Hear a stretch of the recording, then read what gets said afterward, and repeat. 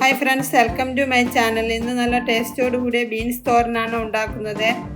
ഇതേ കൂട്ട് വെച്ചിട്ട് ഏത് ടൈപ്പിലുള്ള ബീൻസും നമുക്കിതിന് ഉപയോഗിക്കാവുന്നതാണ്. അത് നമുക്ക് എങ്ങനെയെന്ന് നോക്കാം. ഞാൻ ഈ തോരൻ ഉണ്ടാക്കാൻ 300 ഗ്രാം അളവിലാണ് ബീൻസ് എടുത്തത്. എന്നിട്ട് അത് ഇതുപോലെ കട്ട് ചെയ്തെടുക്കണം, കനം കുറച്ച്. ഇതേ ടൈപ്പിലുള്ള ബീൻസ് ആയിരുന്നു. ഇതിന് പകരം നമ്മൾ സാധാരണ ഉപയോഗിക്കുന്ന ബീൻസ് ആയാലും നന്നായിരിക്കും. എപ്പോഴും ബീൻസ് നല്ല ഫ്രഷ് ആയിരിക്കണം, എന്നാലേ തോരൻ നല്ല ടേസ്റ്റ് ഉണ്ടാവുള്ളൂ. നമുക്കതിന് വേണ്ട കൂട്ട് റെഡിയാക്കാം. 3/4 കപ്പ് തിരുമിയ തേങ്ങയിൽ 1/2 ടീസ്പൂൺ എരിവുള്ള മുളക് പൊടിയും 1/4 ടീസ്പൂൺ ജീരകവും അല്പം ഗാർലിക് പൗഡറും. ഇതിന് പകരം ഫ്രഷ് ആയിട്ടുള്ള ഗാർലിക് ഉണ്ടെങ്കിൽ അത് ചെറിയ 2 അല്ലി ചേർത്താൽ മതിയാവും. എന്നിട്ടൊരു 1/4 ടീസ്പൂൺ മഞ്ഞൾപ്പൊടി ഇട്ടിട്ട് നല്ല മിക്സാക്കി വെക്കണം. ഇനി നമുക്ക് പാൻ വെച്ചിട്ട് അത് നല്ല ചൂടായി വരുമ്പോൾ 1 ടേബിൾ സ്പൂൺ വെളിച്ചെണ്ണയും 1/2 ടീസ്പൂൺ കടുകും അല്പം കറിവേപ്പിലയും ചേർത്തതിന് ശേഷം അത് നല്ല പൊട്ടി വന്നിട്ട് അതിലോട്ട് അരിഞ്ഞു വെച്ച ബീൻസ് ചേർത്ത് എന്നിട്ട് നമുക്കതൊന്ന് അടച്ചു വെച്ച് വേവിച്ചെടുക്കണം. ഒരു 2-3 മിനിറ്റ് ലോ ടു മീഡിയം ഫ്ലെയിമിൽ വെച്ചിട്ട്.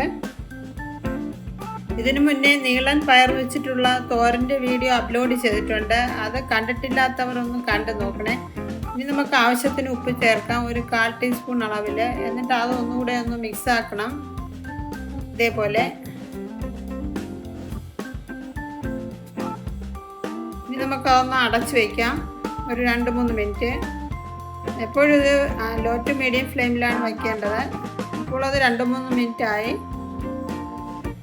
ചെറുതായി സോഫ്റ്റായി വന്നിട്ടുണ്ട്.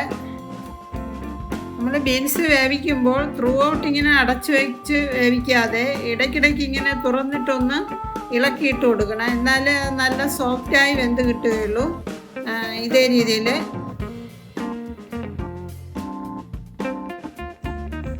അപ്പോൾ അതെല്ലാം ഇതുപോലെ ഒന്ന് ഒതുക്കി വെച്ചതിന് ശേഷം 2-3 മിനിറ്റ് അടച്ചു വെച്ച് കുക്ക് ചെയ്തെടുക്കാം ഒന്നുകൂടെ.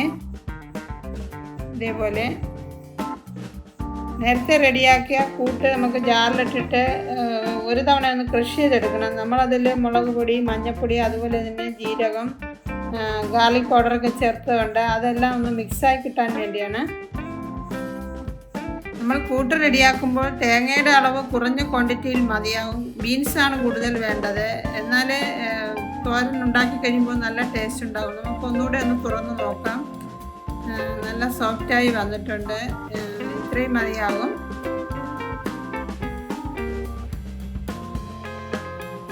ഇനി നമുക്ക് ക്രഷ് ചെയ്തെടുത്ത കൂട്ട് അതിലോട്ട് ചേർക്കാം.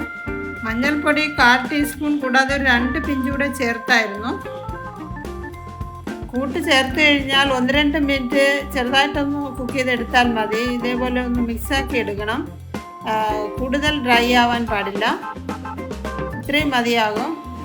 നല്ലൊരു ഫ്ലേവറൊക്കെ ഉണ്ട്. ഇതേ രീതിയിൽ ബീൻസ് തോരൻ ഉണ്ടാക്കിയിട്ടില്ലെങ്കിൽ ഒരു തവണയൊന്ന് ഉണ്ടാക്കി നോക്കണേ, തീർച്ചയായും ഇഷ്ടപ്പെടും. ഫ്രണ്ട്സ്, എൻ്റെ ഈ വീഡിയോ ഒന്ന് ഷെയർ ചെയ്ത് റിപ്ലൈ കമൻറ്റ് ബോക്സിൽ ഇടാൻ മറക്കരുത്. ഈ തോരനൊപ്പം ചോറ്, മോര്, പിക്കിൾ മാത്രം മതിയാകും. നല്ല ടേസ്റ്റാണ് അതിനോടൊപ്പം കഴിക്കാൻ. എൻ്റെ ഈ ചാനൽ ആദ്യമായിട്ടാണ് കാണുന്നതെങ്കിൽ സബ്സ്ക്രൈബ് ചെയ്ത് കൂടാതെ ബെൽ ബട്ടൺ ക്ലിക്ക് ചെയ്താലേ ഞാനിടുന്ന ന്യൂ റെസിപ്പീസിൻ്റെ നോട്ടിഫിക്കേഷൻ കിട്ടുകയുള്ളൂ. ഫ്രണ്ട്സ്, അടുത്ത നല്ല റെസിപ്പിയുമായി വരുന്നവരെ നന്ദി.